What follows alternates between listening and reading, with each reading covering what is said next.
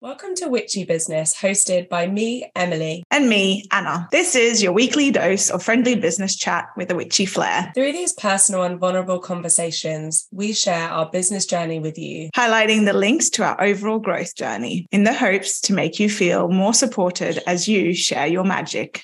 This episode is sponsored by Plan Her, a timeless and undated planner and journal created to help witches stay organised while in flow. We especially love the pages for new moon manifestations and full moon reflections. For additional support on how to harness the energy of the moon while working on your business, subscribe to our Substack, your link in our show notes.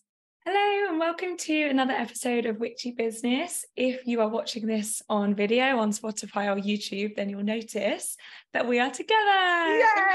Yay! We are both in London for the week, and we're going to be working on some witchy business stuff. Today's episode is all about boundaries, and this is an episode that we have been talking about creating for a while, haven't we? But today's the day. We had other things that we needed to talk about before, so today's the day. Yeah. So we'll start with just a definition of boundaries. Yeah, so I looked it up, and this one I found pretty interesting, actually. So a boundary is a personal property line that marks those things for which you are responsible. In other words, boundaries define who we are and who we are not. I really like that, because there's that sense of like self-responsibility again that we've like touched on before, that when you set a boundary, you're responsible for then upholding it. Yeah. And what you said at the end about it's who you are, that really ties into that integrity piece and that authenticity piece. Yeah. And it's like what you accept and what you don't. Yeah. And then it's your responsibility to, well, before you uphold it, to communicate it to people so they actually know. And actually, it's not necessarily with other people. Yeah. Like boundaries are with yourself as well, especially like in business, having those boundaries with yourself of knowing like what works for you, what doesn't. And then you're responsible for upholding them. So because you can have boundaries with your time, with your energy and your personal life, your work, your business. It really applies to so many things. I love the idea that boundaries, well, like you said, they are for you. Boundaries are for you, but they are a form of self-love. They're an act of self-love. Yeah. And so when you don't have those boundaries, you're the only one that suffers really as a consequence, right? Well, are you the only one? Or like, I feel like when you set clear boundaries, you like, if you think about it in like a loving relationship kind of way, if you're good with your own boundaries, as you said, like as an act of self-love, you know what it's like to love yourself. You also show the other person how you want to be loved, respected, worked with, like putting it in all the different life circumstances. Like I find it personally easier to navigate any form of relationship with someone when they have clear boundaries, because then I know where I stand. I know what's okay with them, what isn't. Like it's almost you're leading by example. Like when someone else has clear boundaries, you know how the relationship is going to work. And so when you have, and then in turn that inspires you to have your boundaries, and when you have your boundaries, other people know how you want to be treated or respected or and I think what would be good is if we talked about our experience with boundaries and how or lack of because I know we've talked about this before between us, but also we've mentioned it on this podcast a few times without going, we keep saying we'll come back to this is a whole other episode. And starting from having a lack of boundaries due to our work, due to the industries we worked in, due to us, I mean, for me, probably just being unaware that this was actually a thing that I could do to tell people this is actually how I want to spend my time and how I want our relationship to work. And so then now running our business, where we like to have boundaries, we need to have boundaries, otherwise we'll just be working all the time, you know. So that's really like a time boundary, but then also relationships with our clients, so all of that. And as you were talking, I'm seeing like, because I'm like, but I felt like I had boundaries, you know, when I was working my insane amount of hours. And I think of like a very unhealthy relationship that I was in. And I felt like I had boundaries then, but my boundaries were kilometers away from me. Yeah. You know, so it was just like, you can invade my space, like, you know, like there's no, whereas now they're pretty tight, pretty close, pretty solid. And yeah, it's just that I accepted, you know, I felt like I had a boundary, but my boundary was just too loose, like, or like you didn't impose it on people, and like I just accepted everything, and I felt like that was my boundary, but so it's kind of, you know, like it's, you knew what you wanted your boundaries to be. Is that what you're saying? I don't know if I did. Yeah, I felt like I had you felt like you had them. Yeah, they just were a bit too much in the other person's favor and not at all in mine.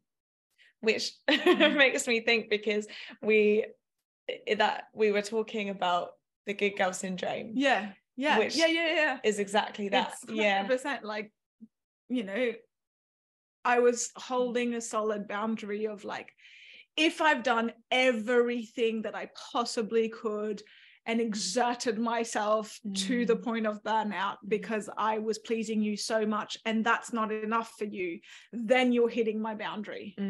But do you see like how far that like visually that boundary feels miles away from me? Whereas now it's like, nope. And still, like, there's definitely times where it's quite I'm trying to overplease too much. And so what did it look like for you not having boundaries? Burnout. Ultimately. Exhausted, burnout, resentful. Resentment like creeps into that, doesn't it? You're like, absolutely. That's what I'm feeling. Because there's that anger for not being respected or valued, anger for not being respected, sadness for not being valued. And it's exhausting to overgive and to constantly be trying to please everyone, because then you actually use that hypersensitivity thing that we've spoken about to be hyper aware of what everybody expects, wants, needs, to then be the one who meets all those needs first, and then you think about you, but by the time you turn around to you've got nothing to give yourself, so you're like, well, I don't need anything, because you're not even able to receive anything. And it just shows like how everything's so intertwined. Like you can't, like we were saying, we're talking about boundaries, and yet we talked about vulnerability, authenticity, good girl syndrome, like it all just that's such a good point, you know. What does it look like for you now, having your, as you say, your boundaries like here, like really close? What does that look like, and what does that give you? A lot more self-responsibility. That's like the first thing, is that look, like I've had to grow up and look after me first. What does it give me? A lot more ease. Just a lot more peace. Less anxiety, less like trying to be overly aware of what everybody else needs from me. As you said ease, I was thinking how I personally and I know a lot of other people feel that setting boundaries in the first place is not easy. There's always this, you know, and I've said this before myself, but it's not easy to set boundaries. But isn't that interesting how it feels like it's something really hard, but actually as a result, it gives you ease. Yeah. And is it not easy, or is it really uncomfortable? Definitely that one. Because like, and we've spoken about this, because I've noticed this, because the English culture isn't my culture of like origin. Culture of origin? Yeah, you know what I'm saying. But sure. I mean, French women definitely, and I say women in particular because I feel like it's even more prevalent in women to have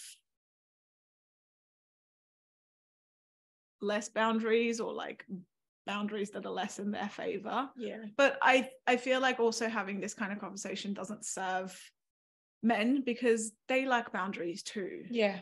It's just we don't have that experience because we're women. So we can only speak for ourselves. But yeah.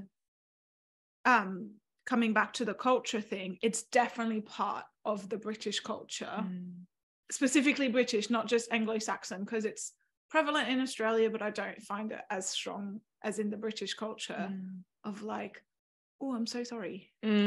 Yes. Let me try to please you better. Like, you know, Yeah. Whereas like in France, there is that, but I feel like maybe it's more that kind of like that feminine side of like, oh, this is what I'm supposed to, you know, look like and please you in that more like sensual way. Yeah.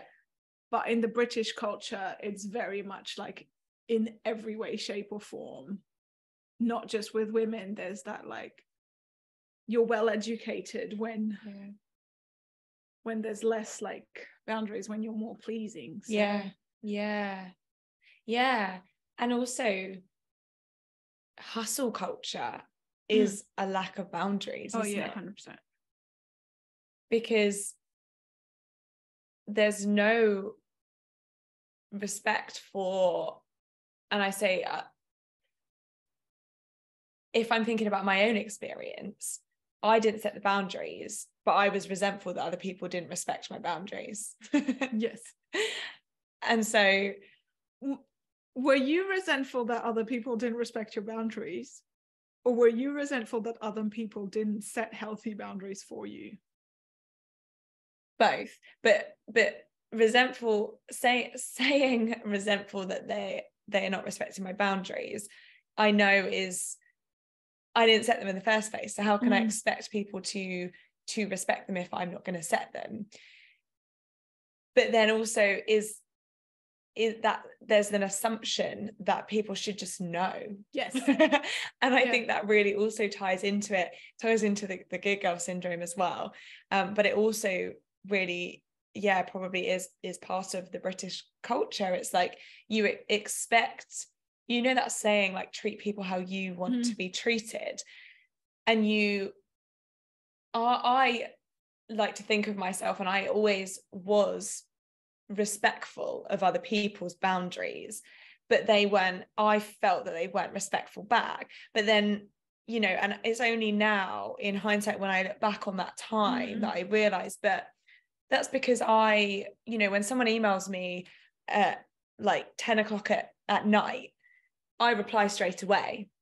Yeah. So of course people, you know, well, they're going to keep doing it. Exactly. They know that they're going to get an answer. Yeah. Whereas you would think like, oh, well, it's 10 p.m. I won't email them. Yeah. But then you're setting a boundary for them. Yes. Yeah. Because another way of doing that, where it serves you as well, because, you know, sending an email at 10 p.m. is because you're thinking about it and then you put it. And I think I'd read this in a book, or someone told me, and then I started doing it and I loved it. Or maybe I just wished people did that. And then that's it. Like my boss once sent me an email on a Saturday and I replied. And on the Monday, he was like, when I email you on a Saturday, I don't expect a reply. And I'm like, you literally had a sentence highlighted in red. Yeah. That screams urgent to me. He's like, yeah, for Monday morning. And I was like, maybe next time just put it in. Yeah. You know? And so then, because sometimes he would have to work on a Saturday because he, like that was the time where he could catch up on emails, like have to work, that, you know, it was his choice. Yeah. And so after that, I started doing it where if I would work on outside of business hours, I would say, like I had like an extra little line in my signature where I said, I'm catching up on emails, doesn't mean you have to. Yeah. Treat this email as if you read it on Monday morning. Yeah. Like I don't expect an answer before.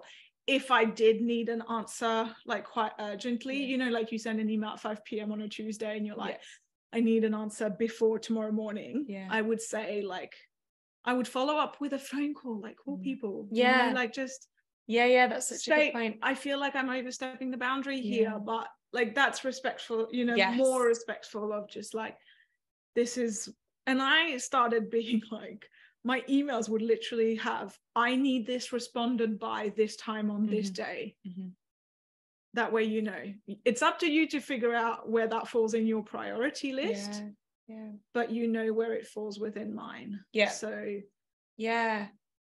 it's so much about communication. It really is. Like, and then like when you're asking the other person, I feel, to communicate clearer boundaries, you give them an opportunity to figure out what their boundary is.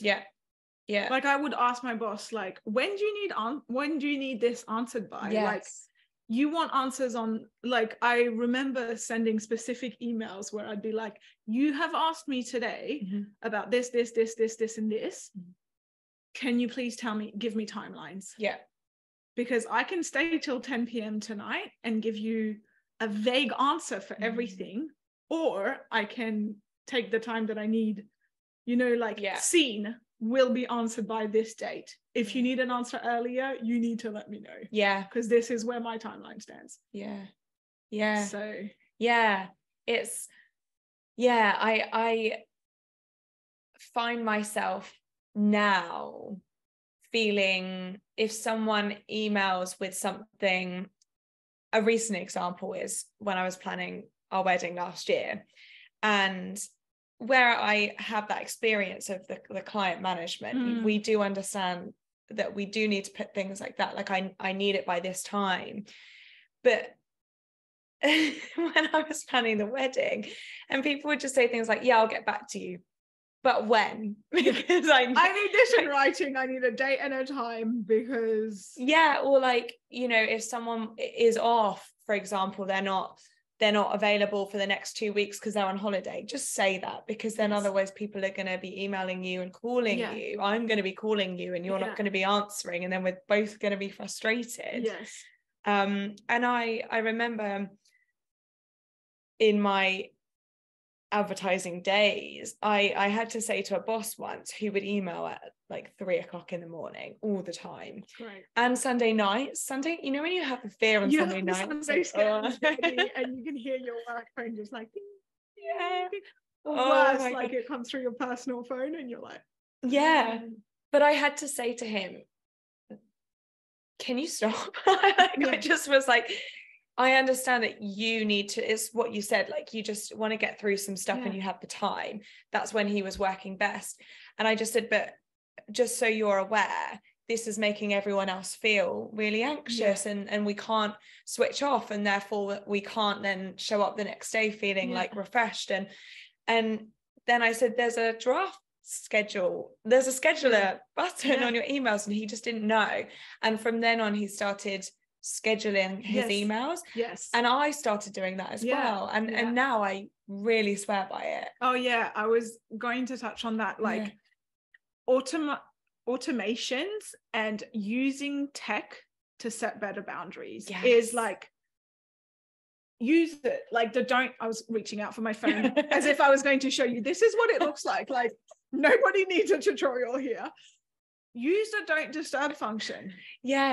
Set, like, if you've got an iPhone, you can, I don't know the other like, I was going to call it software, oh my God.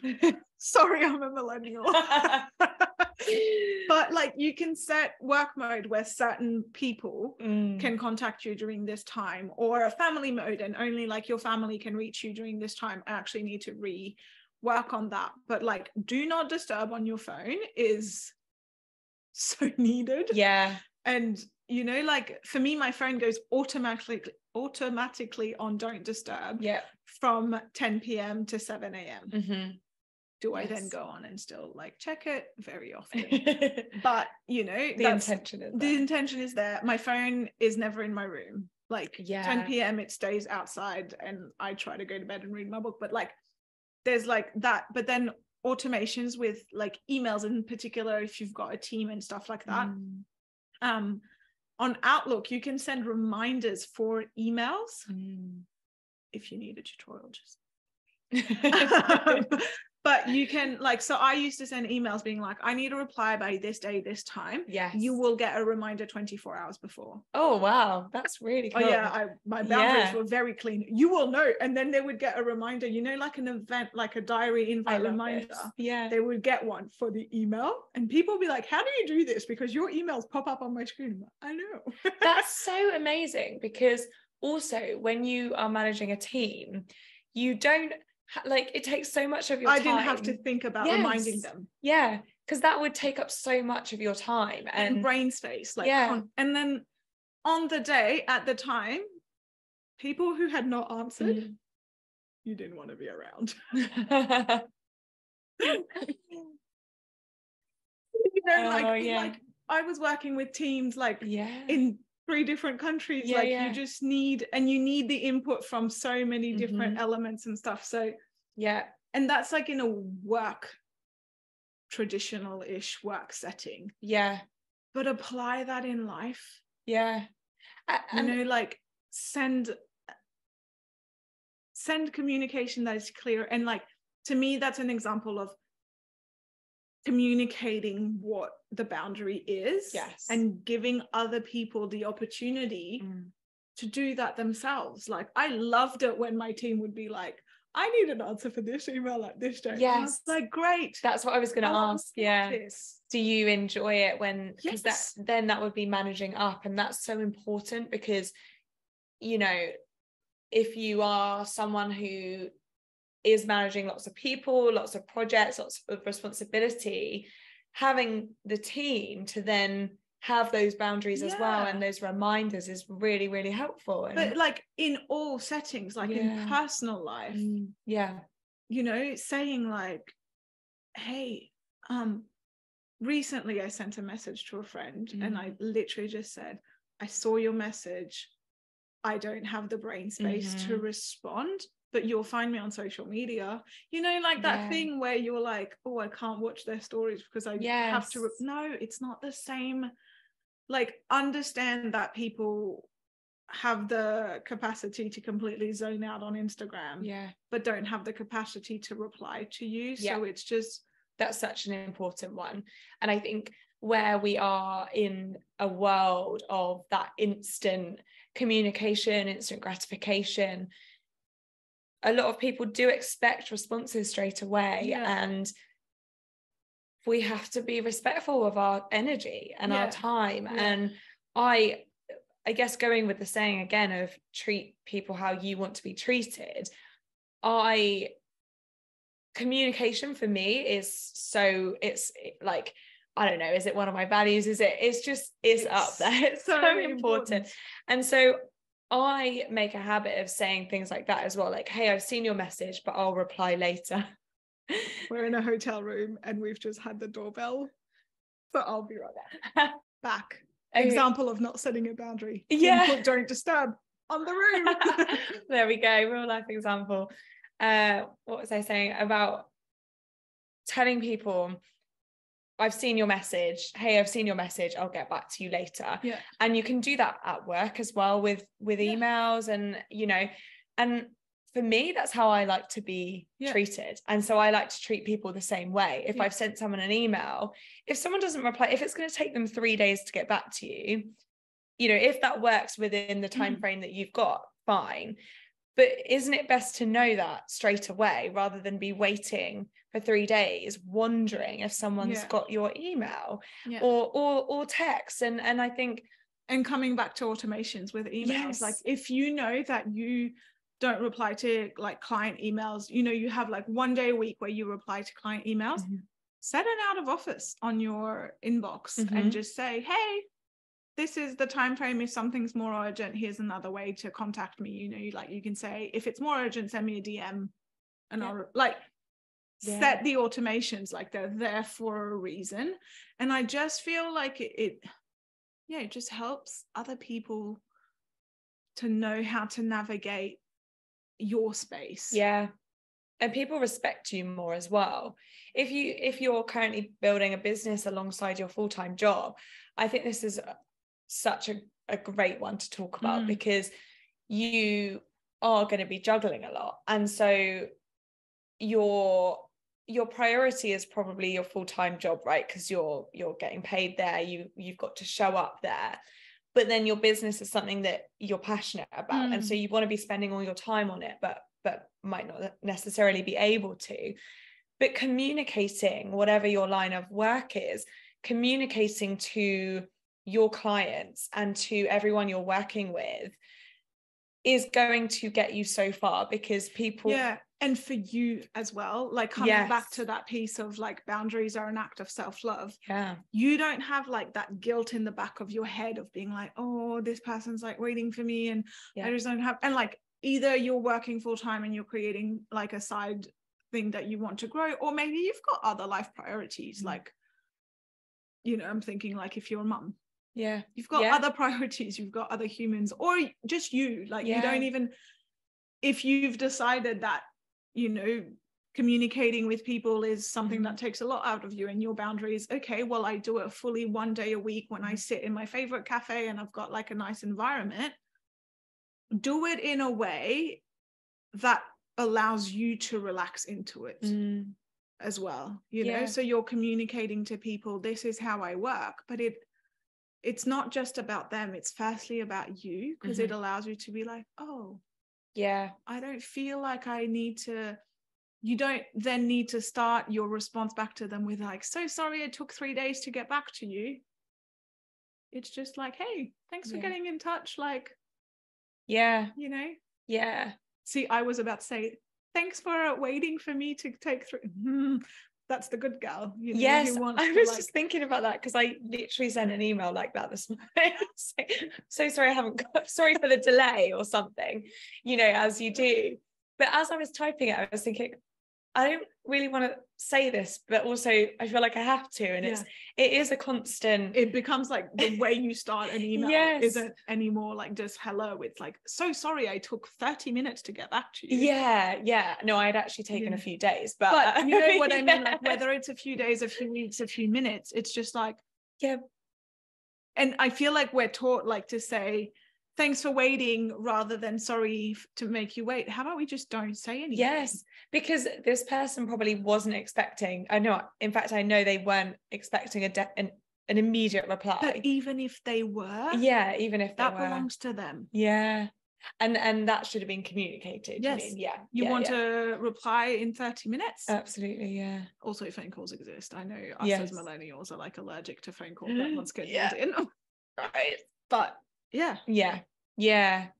So why do you think people are hesitant to set boundaries or don't set boundaries? What's stopping them? I like how you're asking me all the questions. You know, no, it's just making conversation. I can answer my own question. Please. I feel like we ask anyway. Why don't people set boundaries? I think there's lots of reasons.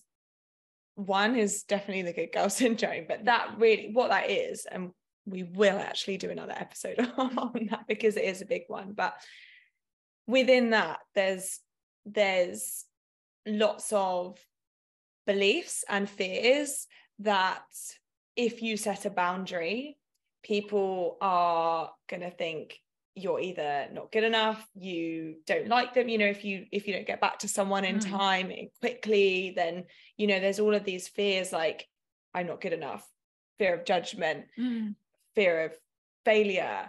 And for me, in my own experience, the lack of boundaries in my full-time job definitely came from the belief of needing to prove something, so rooted in not being good enough, but coming out as a need to prove myself. I needed to reply quickly. I needed to send emails late at night because I had something to prove, which now I know is absolutely not, it's not true. But, you know, sending emails or replying straight away doesn't mean that you're better or, you know, good at your job. Anyone can send an email straight away. Yeah.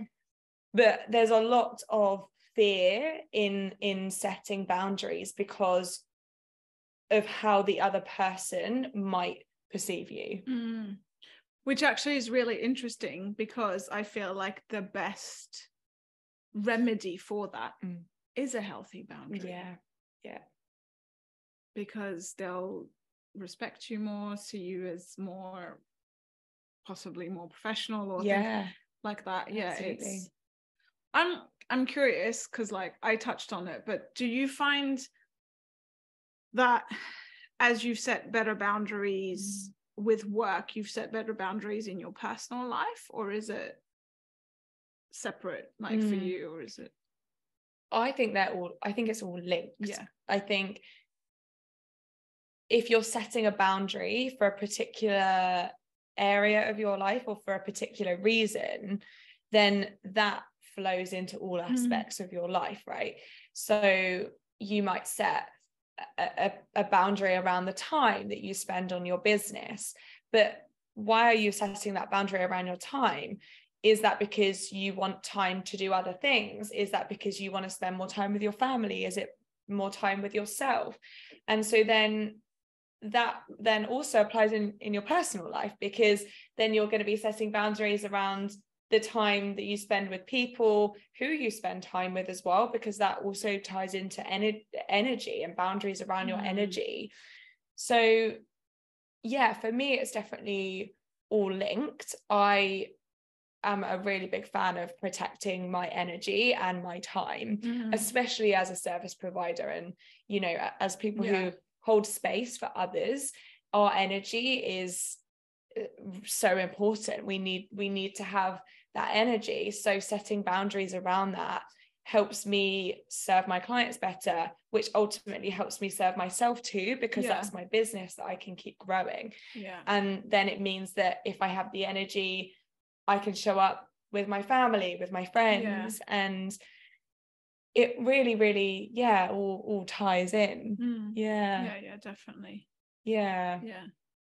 Thinking about it, like when you were speaking, I'm like, if I'm maybe setting boundaries with my work easier. And the one that's really been creeping up this year is like needing to set really strict boundaries with my family. I feel like that's my more difficult one. Yeah, I resonate with that, because for me it's I feel the reason why with myself, and maybe you resonate with this, is because your family knows you and your friends know you, and so if you're going to be setting boundaries, going back to something we touched on earlier, is, you know, the boundary is for you, but it's also for them. But when you set a new boundary with someone that you've known for a really long time, that is when it becomes difficult. Whereas it is much easier with a new business, a new client, a new relationship. And so I can see why that is difficult. It's also the most healing. Like coming back to that piece of like what seems to be to me the best remedy for like because like, why do you need to set a boundary? Like, do you need to set a boundary first? You know, like, firstly, like, why do you need to set a boundary with those people? It's because it leaves, like, when you don't, it leaves you feeling, for me personally, it was resentful or like not respected. So then it's like, okay, well, the way to not feel that is to set better boundaries and to communicate them in a way that's not like, well, when you do this makes me feel this way. Because that's how we've like almost been taught, like the healthy way of communicating is saying like, this thing that you do makes me feel this way. Yeah. When it's actually like, when I don't ask you to respect set boundary, and when I allow you to overstep it, then I feel this way. Yeah. And you're taking on that full responsibility. And then if that person loves you in any way, shape, or form, they don't want you to feel resentful, disrespected, or all those things. And so you're like, in order for me to feel respected, loved, because ultimately, you know, like, in order for me to feel loved by you, I need to set this boundary, because that's what respects my energy. Are you okay respecting that as it stands? For now, maybe it evolves, but even just saying like, as like, are you okay loving me in this way? And then that opens up for a really like potentially healing conversation with the people of like, this is how I need to be loved for the moment. Or full stop. You know? I keep saying for the moment because I think like as life evolves and shifts, we need to reevaluate the boundaries that we've set with the people that we've set them, and just like, you know, I don't know why I keep thinking about this, but I guess like when you're a brand new mum, there's no boundaries between you and your baby. Like you exist for them. Like, and they are there fully to receive. Like they are born to just receive. They're not there to give. But maybe when they turn 20, like it can be a bit more two ways. You know, like, so that's kind of a way of showing like how boundaries evolve. And like with a client, when they're your client and when you're actively working with them, they have more access to you than when they're not your client. Like that's just, you know, but maybe then that you need to reinstate that, saying, hey, we've stopped working together. You can't message me anymore, you know, but that's part of like the job. For you to state like, this is how often I'm now willing to have conversations. And it's an act of love to yourself, but to them, to show them how that is to be done. I think a really good exercise for anyone who is struggling with setting boundaries around something or with someone or an area in your life is to understand the hesitation around setting it. So thinking about what's stopping you, what do you think is going to happen if you set this boundary? But then on the flip side, what would this boundary actually give you? What would it allow you? And if it's a boundary with like a particular person, like I think more of like on a personal level, then allowing that to be a conversation rather than a dictatorship of your boundaries. Like have a conversation of like, okay, I've been noticing that I've been feeling more and more resentful towards you. I feel like in order to not feel this as much, I need to set certain boundaries. Can we navigate this space together? Because if your boundary then becomes, we message once a week and the other person's like, well, that's not enough for me, then, you know, you have to have that conversation. And it's just, it's a nice way as well to, navigate. Like, because I feel like it allows both parties to then be like, okay, well, actually, this is what I need and this is what I need. Like, that's a boundary too. And in all of this, like, at the start of the year, there was a moment where I really felt like my personal boundaries were not being respected. So a bit of, you know, background. My family lives on the other side of the world.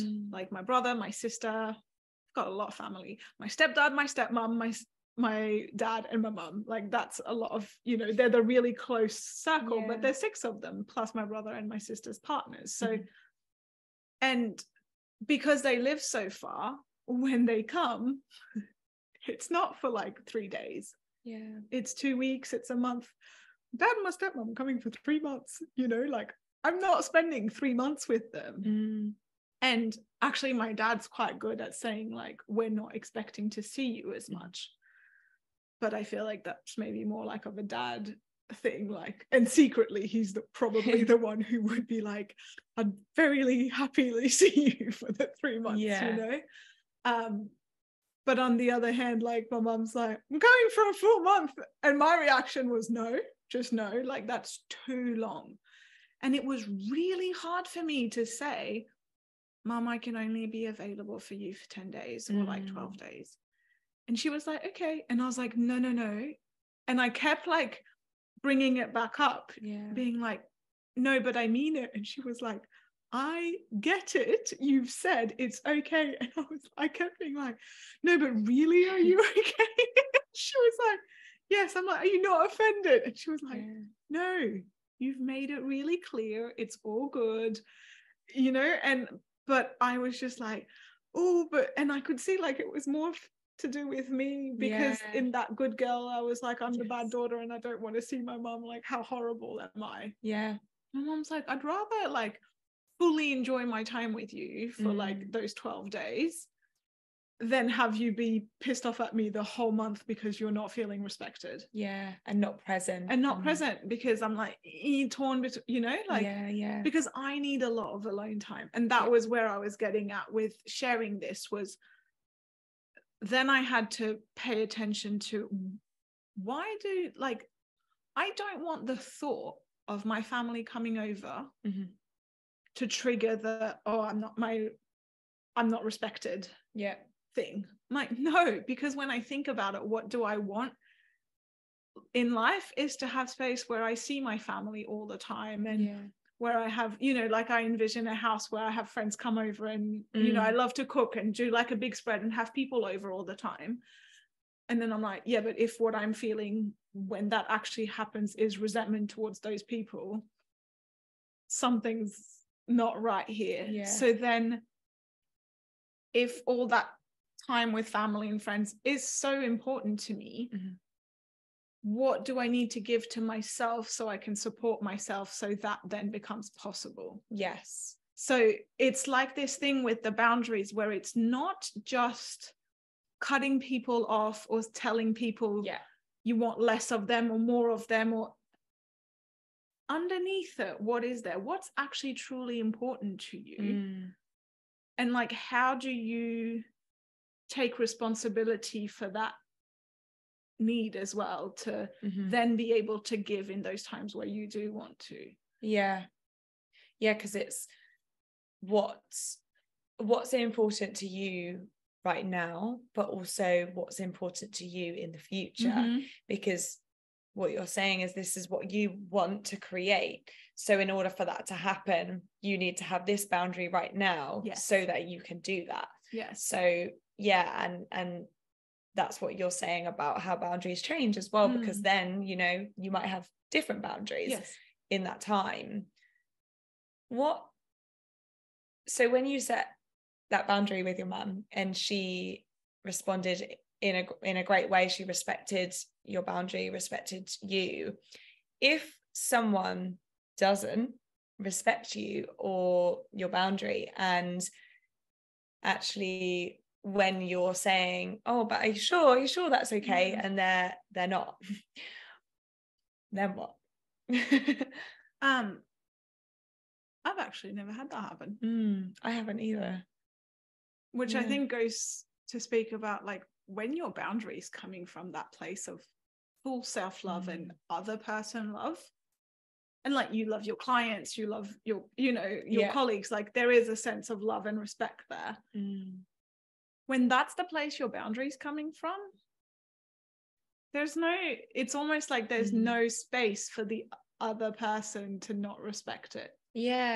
Because what can they do ultimately?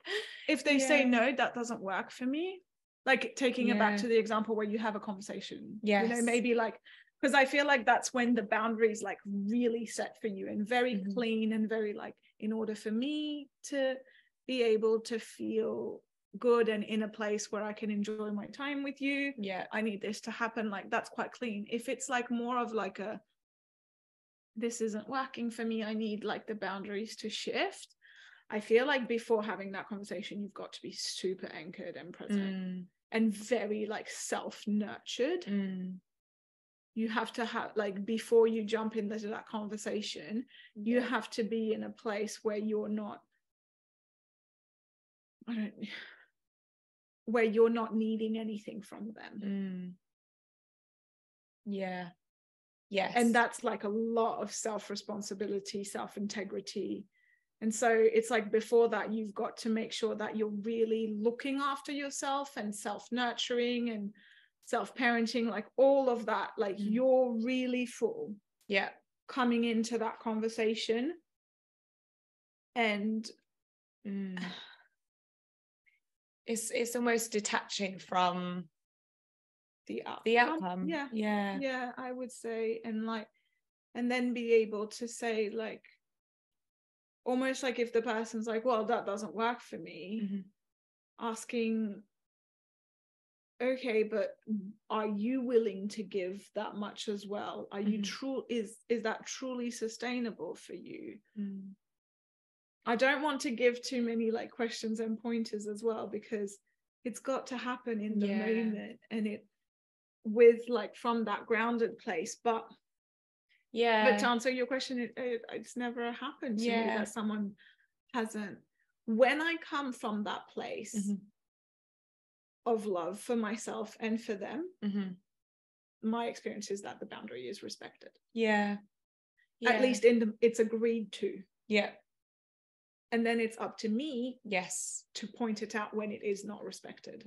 And to reinforce that that boundary. Because I was thinking that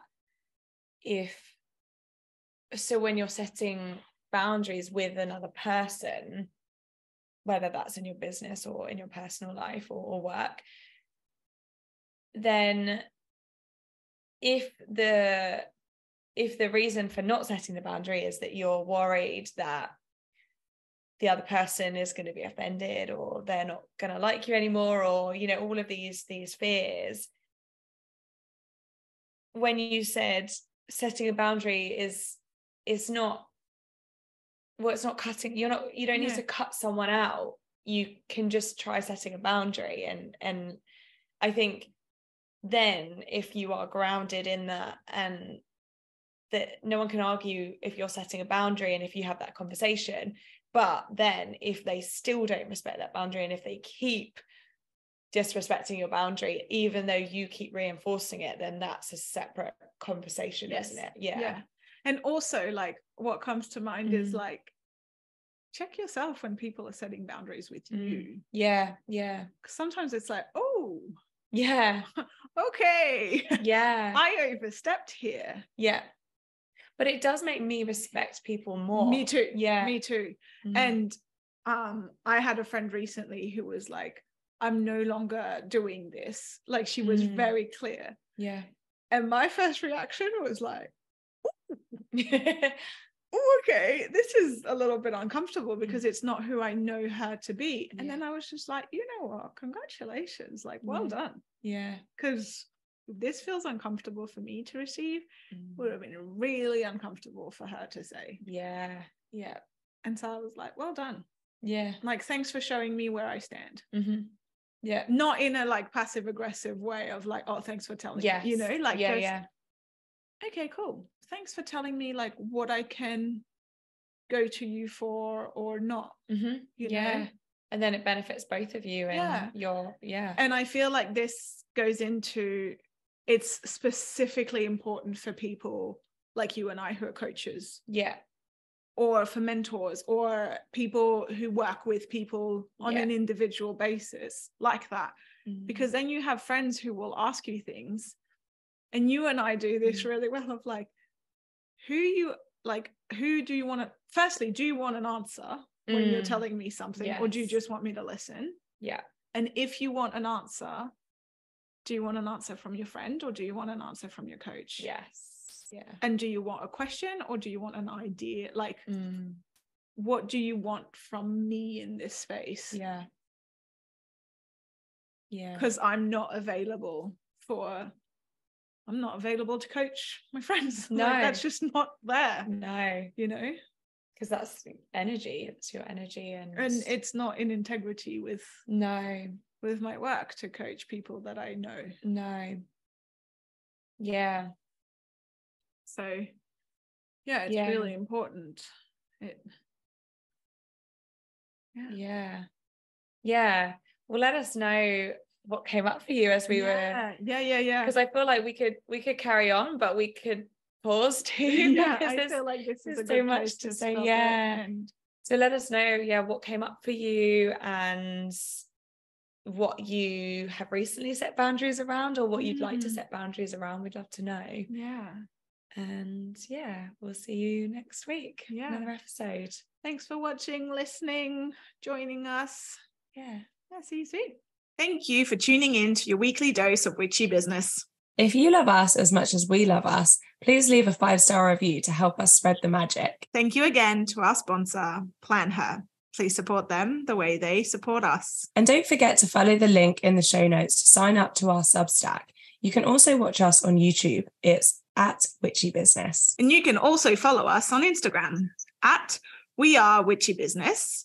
Emily is @_Emily Tyson, and I am @Anna.Jordan with an E.